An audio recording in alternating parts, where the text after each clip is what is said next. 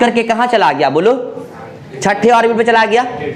अब मान के चलो इलेक्ट्रॉन छठे ऑर्बिट से फिर दोबारा आया फर्स्ट ऑर्बिट पे, आया किस पर, उसके वजह से जो सीरीज बनेगा उसको कहेंगे लाइमन सीरीज। समझ में आया? फिर कोई इलेक्ट्रॉन किसी भी ऑर्बिट से भाग करके दूसरे वाले ऑर्बिट पे आएगा, उसके वजह से जो सीरीज बनेगा उसको बोलेंगे क्या? फिर मेरा कोई इलेक्ट्रॉन किसी भी ऑर्बिट से भाग करके तीसरे वाले ऑर्बिट पे आएगा, उससे जो सीरीज बनेगा उसको बोलेंगे क्या? फिर मेरा इलेक्ट्रॉन किसी भी ऑर्बिट से भाग करके चौथे वाले ऑर्बिट पे आएगा, उससे जो सीरीज बनेगा उसको क्या बोलेंगे? फिर मेरा इलेक्ट्रॉन किसी भी ऑर्बिट से भाग करके पांचवें वाले ऑर्बिट पे आएगा, तब जो सीरीज बनेगा उसको क्या बोलेगा? और लास्ट में क्या है? हाँ, तो इसमें मेरा कोई भी इलेक्ट्रॉन किसी भी ऑर्बिट से अगर पांचवें ऑर्बिट पर आया, मतलब 5 के आगे से पांचवें ऑर्बिट पे आया, तब जो सीरीज बनेगा उसको ना हम कहेंगे। समझ में आया ना? मेरी बात नहीं क्लियर हुआ? हम क्या बताएं, क्लियर हुआ ना? आ गया ना मेरा बात समझ में? तो पहले ऑर्बिट पर इलेक्ट्रॉन आएगा तो कौन सा सीरीज बनाएगा? अब इस चीज को समझाते हैं, अब बच्चा समझेगा। अब इसको लिखिए नहीं, मेरी बात को सुनिए। हम यहाँ पे एक ट्रिक देंगे, एक छोटा सा बॉक्स बनाएंगे। अब बॉक्स में सारा चीज आप लोग समझ जाइएगा। तो मान के चलो मेरा कोई इलेक्ट्रॉन तीसरे वाले ऑर्बिट पे चला गया था, रूट करके पहले ऑर्बिट से कहाँ चला गया था? तीसरे वाले ऑर्बिट पे चला गया था। तो वहां पर उसका दाल नहीं गिला, बहुत देर तक तीसरे ऑर्बिट पे नहीं रह सका, और फिर दोबारा लौट करके कहाँ आया बोलो? पहले वाले ऑर्बिट पे। लेकिन एक ही शर्त है छोटू, जितना एनर्जी लेके गया था उतना एनर्जी क्या करना पड़ेगा? तो अब वही एनर्जी जो छोड़ के आ रहा है वो एनर्जी EMW के फॉर्म में बाहर जा रहा है। उस EMW से हाइड्रोजन स्पेक्ट्रम बनेगा प्रिज्म के द्वारा। अब वो जो हाइड्रोजन स्पेक्ट्रम बनेगा उसी को क्या बोलिएगा? समझ में आया? तो लाइमन सीरीज कब बनेगा? जब मेरा इलेक्ट्रॉन किसी भी ऑर्बिट से वापस से फर्स्ट पर आए। ब्रैकेट कब बनेगा? जब मेरा इलेक्ट्रॉन किसी भी ऑर्बिट, कहने का मतलब क्या? आगे। अब ये नहीं कि बच्चा गलत समझ लेता है, वो ना ब्रैकेट के बारे में समझ लेगा क्या, ओ किसी भी ऑर्बिट से अगर तीसरे पे जाएगा तो ब्रैकेट नहीं, आगे वाले ऑर्बिट से अगर इलेक्ट्रॉन तीसरे वाले ऑर्बिट पे आया तब क्या बनेगा? पास चन। समझ में आया ना? हम क्या बताया, कोई प्रॉब्लम नहीं ना? क्लियर हो गया सबको? ये बात समझ में आ गया? तो हाइड्रोजन स्पेक्ट्रम क्या होता है समझ गए, इसका सीरीज समझ में आया। अब चलो, अब यहां पर इसको समझ गए ना, इसमें कोई कंफ्यूजन? अब यहां पर एक छोटा सा तुमको ट्रिक दे देते हैं। देखो ट्रिक क्या है यहां पर, देखो बहुत आसान है। तो लाइमन कब बनेगा? जब मान के चलो n इंफिनिटी है, मतलब कोई ऑर्बिट क्या है?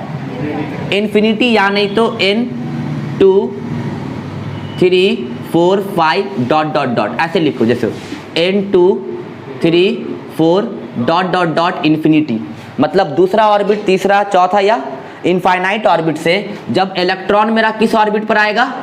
पहले ऑर्बिट पर, तब कौन सा सीरीज बनेगा? चलो बाल्मर कब बनेगा? जब n3 मिनिमम 3 ना, 3 से 2 पे आएगा ना, 3 4 5 dot dot dot infinite orbit से जब इलेक्ट्रॉन मेरा किस पर आएगा बोलो? सेकेंड ऑर्बिट पर। एग्जैक्टली। अब पास्टन कब बनेगा? पास्टन कब बनेगा? जब मेरा इलेक्ट्रॉन आपको तीसरा है तो मिनिमम चौथे ऑर्बिट से आएगा ना तीसरे पे, तो n4 5 6 dot dot dot infinite orbit से इलेक्ट्रॉन मेरा किस पर आएगा बोलो? तीसरे ऑर्बिट पर। तब कौन सा बनेगा? पास्टन सीरीज बनेगा हाइड्रोजन स्पेक्ट्रम में। उसी तरह ब्रैकेट में n5 6 7 dot dot dot infinite, और छोटू इलेक्ट्रॉन किस पर आएगा? पास ब्रैकेट के लिए चौथे ऑर्बिट पर आएगा ना, तो क्या होगा? n4, यहाँ पर 3 लिख देते हैं ताकि सबको दिख जाए। उसी तरह पी फंड में क्या होगा? इलेक्ट्रॉन छठे ऑर्बिट, 7वें या 8वें या dot dot dot infinite orbit से किस पर आएगा बोलो? n बोलिए 5 पर। और लास्ट क्या होगा? आपको इलेक्ट्रॉन आपको 7वें ऑर्बिट से 8वें ऑर्बिट से डॉट डॉट डॉट इनफाइनाइट से कितने में ऑर्बिट पर आएगा? छठे ऑर्बिट पर आएगा। समझ में आया ना? तो एज इस सिचुएशन में बनता है क्या? Hydrogen spectrum. क्योंकि इलेक्ट्रॉन जो ऑर्बिट पर आएगा तो उतना एनर्जी क्या करेगा? रिलीज करेगा ना। पहले ऑर्बिट पर इलेक्ट्रॉन आएगा तो ज्यादा एनर्जी रिलीज करेगा। क्यों? पहले ऑर्बिट, क्योंकि बहुत दूर से आएगा ना। मेरी बात समझ रहे हो ना? कोई अगर मान के चलो कन्याकुमारी से कश्मीर जाएगा तो उसको ज्यादा टिकट का भाड़ा देना पड़ेगा, बहुत दूर है ना। बात समझे ना हम क्या बता रहे? तो जो जितना दूर होगा उतना ज्यादा एनर्जी रिलीज करेगा ना। बात क्लियर हो गया? तो ये है आपको हाइड्रोजन स्पेक्ट्रम और इसका ये थोड़ा सा कॉन्सेप्ट, इसको जल्दी से नोट कर लीजिए। आपके लिए एक छोटा सा बात यहाँ पर, ये जो सीरीज बन रहा है हाइड्रोजन स्पेक्ट्रम का, इसमें से जो लाइमन सीरीज है ये किस जोन में होगा? ये आपको इंफ्रारेड में होगा। किस में? इंफ्रारेड में। कोई प्रॉब्लम? ये जो बाल्मर सीरीज है, बाल्मर सीरीज किस में होगा? विजिबल होगा। क्या होगा? केवल हाइड्रो, याद रखिए कई बार ऑब्जेक्टिव में क्वेश्चन आता है, कुछ छोटे मोटे एग्जामिनेशन में, बहुत बड़े एग्जाम में नहीं। हाइड्रोजन स्पेक्ट्रम में केवल और केवल बाल्मर सीरीज ही एक ऐसा सीरीज है जो आपको विजिबल रेंज में है, मतलब ये आपके आंखों द्वारा देख सकते हैं आप इसको, बाकी इंफ्रारेड को तो हम नहीं देख सकते। उसके बाद जहां तक बात है पास्टन सीरीज का, तो ये आपको अल्ट्रा वायलेट रीजन में, किसमें है? देखो यूवी रीजन लिख दे या यूवी लिख दे चलेगा, यूवी रीजन लिख देते हैं या यूवी लिख दे तब भी चलेगा ना, सॉरी उल्टा लिखा गया, ऊपर वाला होगा यूवी, ठीक है। हम वैसे ये बात बोले थे शुरू में ये बात बोले थे, ऊपर वाला किस रीजन में होगा? अल्ट्रा वायलेट रीजन में होगा, जब हम पढ़ा रहे तो ये बात बोले थे। सेकेंड वाला किस में होगा? बोलिए विजिबल। थर्ड वाला क्या होगा? इंफ्रारेड रीजन में। किसमें? इंफ्रारेड रीजन में। चौथा वाला भी किस में होगा? इंफ्रारेड रीजन में। पांचवा वाला भी किस में होगा? इंफ्रारेड रीजन में। समझ में आया ना? कोई प्रॉब्लम नहीं, हम क्या बताएं, कोई कंफ्यूजन नहीं ना। और छठा वाला भी हाई इंफ्रारेड रीजन में होगा, ऐसा बुक में लिखा हुआ, हायर इंफ्रारेड। क्लियर हुआ ना? हाँ ये विजिबल होगा, वो बस आपको दिखेगा, विजिबल होगा, कुछ कोई स्पेसिफिक ब्लू ब्लैक या ऑरेंज ऐसा कुछ नहीं दिखेगा, बस वो थोड़ा बस विजिबल होगा, बस स्पॉट के जैसा। समझ में आया ना? क्लियर हुआ? चलिए तो ये सारा चीज़ हम लोग समझ गए ना, कोई प्रॉब्लम नहीं। अब इसको मिटा दिया जाए। चलो तो अब इसको मिटाने के बाद अब हम लोग ना यहाँ पे रिडबर्ग कांस्टेंट पढ़ेंगे। अब रिडबर्ग कांस्टेंट क्या है? तो बहुत आसान सा चीज़ है, आपको 1900 सेंचुरी के शुरुआती दौर में ये सारा चीज़ हुआ। रिडबर्ग कांस्टेंट है क्या? तो रिडबर्ग कांस्टेंट ना एनर्जी के डिफरेंस को निकालने के लिए इस्तेमाल किया जाता है। मतलब एटम में दो ऑर्बिट होता है ना, दो ऑर्बिट के बीच में जो एनर्जी का डिफरेंस होता है उसको कैलकुलेट करने के लिए हम लोग रिडबर्ग कांस्टेंट का क्या करते हैं? इस्तेमाल करते हैं। ये साइंटिस्ट के नाम पर है, रिडबर्ग के नाम पे। अच्छा Lyman series, Balmer series, Paschen, वो सारे साइंटिस्ट के नाम पर है। समझ में आ रहा है ना? तो अब देखो रिडबर्ग कांस्टेंट को हम लोग रिप्रेजेंट करते हैं आर से। किससे रिप्रेजेंट कीजिएगा? ये रिडबर्ग कांस्टेंट क्या होता है? आर होता है। और इसका वैल्यू होता है, इसका जो वैल्यू होगा, इसका वैल्यू क्या होगा? तो आप याद कीजिए, हम आपको एक फॉर्मूला बताए थे एनर्जी के लिए, जूल में क्या बताए थे? -2.18 इंटू 10⁻⁻18 बताए थे ना? बताए थे कि नहीं बताए थे? बोलिए। और क्या बताए थे आपको? बोलिए। है Z²/n² जूल पर एटम बताए थे ना एनर्जी का ये वैल्यू। तो ये जो ये अब यहाँ पे ध्यान दीजिएगा, ये जो आप वैल्यू देख रहे हैं ना -2.18 इंटू 10⁻⁻18, याद रखने का सबसे अच्छा तरीका, इधर 18 और इधर भी 18, इधर माइनस इधर, क्योंकि एनर्जी नेगेटिव में आता है। समझ में आ रहा ना मेरी बात?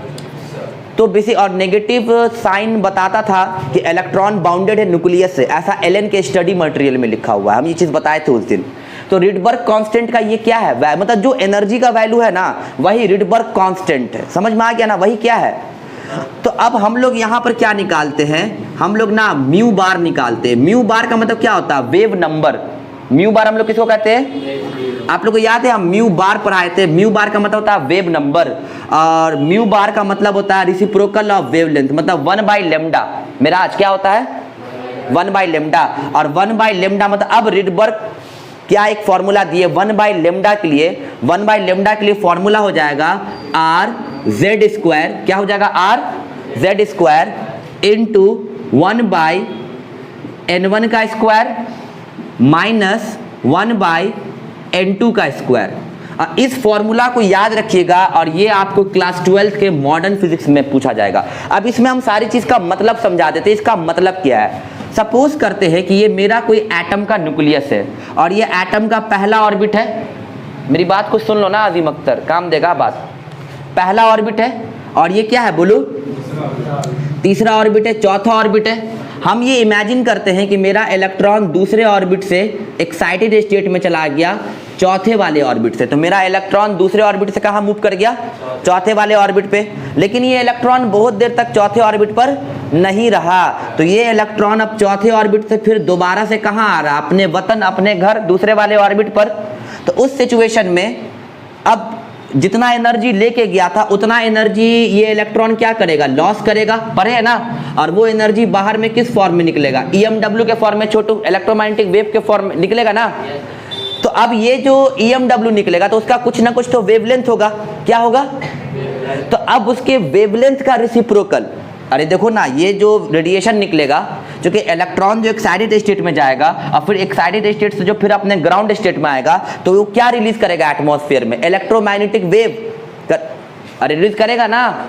उस वेव का कुछ ना कुछ वेवलेंथ होगा ना, तो उस वेवलेंथ का रेसिप्रोकल कितना होगा, तो उसी के लिए ये फॉर्मूला है कि 1/λ बराबर हो जाएगा r की जगह पे क्या लिखेंगे, ये चीज लिखेंगे ना, z की जगह पे क्या लिखेंगे, एटॉमिक नंबर ऑफ एलिमेंट, कि जो कौन सा एलिमेंट है, 1/n1 का स्क्वायर, n1 कौन हो जाएगा, n1 मेरा हो जाएगा पहला वाला ऑर्बिट, क्या, जो मेरा फर्स्ट ऑर्बिट है। और वो कोई जरूरी नहीं है कि n1 हमेशा पहला ही ऑर्बिट हो, n1 मेरा तीसरा ऑर्बिट भी हो सकता है। n1 किसको बोलेंगे, जहां से इलेक्ट्रॉन गया है कहीं और। n2 किसको बोलेंगे, जहां से इलेक्ट्रॉन वापस आ रहा है, समझ में आया। n1 किसको बोलोगे छोटू, जहां से इलेक्ट्रॉन जा रहा है। n2 किसको बोलोगे, जहां से इलेक्ट्रॉन आ रहा है, समझ में आया। तो इस तरीके से सारा चीज निकल जाएगा, समझ में आ गया ना, नहीं क्लियर हुआ तो इसको जल्दी से हम लोग को नोट करना है, फिर बाद में भूल जाना है नहीं। बताए थे कि आने वाले टाइम में मैं आपको प्रूफ करके बताऊंगा कि MVR = NH/2π होता है। तो मैं बताया था कि हम आने वाले टाइम में प्रूफ करेंगे कि MVR = NH/2π। एक्चुअली MVR बराबर NH/2π क्या चीज़ है, तो नील बोर के मॉडल का बहुत ही इंपॉर्टेंट इक्वेशन नील बोर बताए थे क्या, कि इलेक्ट्रॉन का जो एंगुलर मोमेंटम होगा, देखो मोमेंटम दो तरीके का होता है, लीनियर मोमेंटम और angular momentum. Linear momentum straight line पे होता है, लीनियर मोमेंटम को हम लोग स्मॉल p से रिप्रेजेंट करते हैं, बता चुके हैं कई बार इसका